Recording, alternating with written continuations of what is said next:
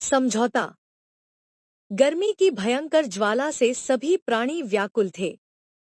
सरोवरों, नालों और बावड़ियों का पानी सूख गया था। वृक्ष तपन से दग्ध थे, जीव जंतु अकुला रहे थे।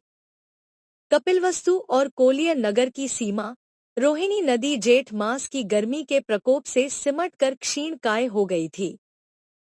धरती इंद्र की कृपा यानी वर्षा से वंचित थी।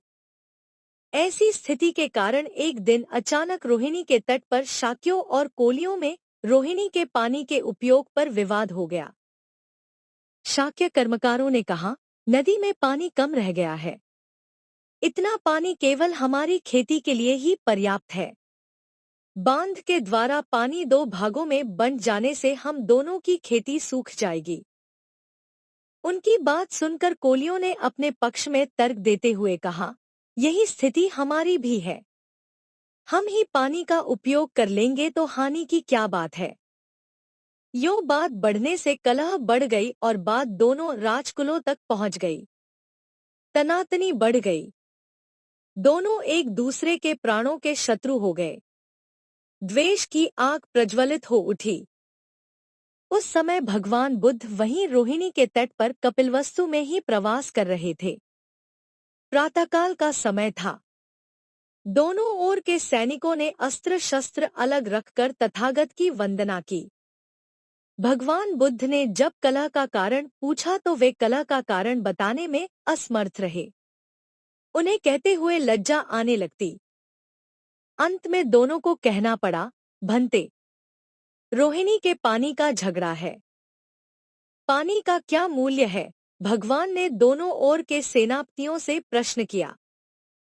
कुछ भी नहीं है ए भंते। पानी बिना मूल्य के ही प्रत्येक स्थान पर मिल जाता है। शाक्यों और कोलियों को अपनी करनी पर पश्चाताप हुआ। उन्होंने दृष्टि नत कर ली। और सैनिकों का क्या मूल्य है? भगवान के इस प्रश्न को सुनकर वे लोग अत्यंत लज्जित हुए। सैनिकों का मूल्य लगाया ही नहीं जा सकता भंते, वे नितांत अनमोल हैं, कहकर दोनों पक्षों ने भूल स्वीकार की। अनमोल सैनिकों का रक्त क्या साधारण जल के लिए बहाना उचित है? नहीं भंते, हमें प्रकाश मिल गया, समझौते का पथ प्राप्त हो गया। यह कहकर दोनों समुदायों ने भगवान की चरण वंदना की।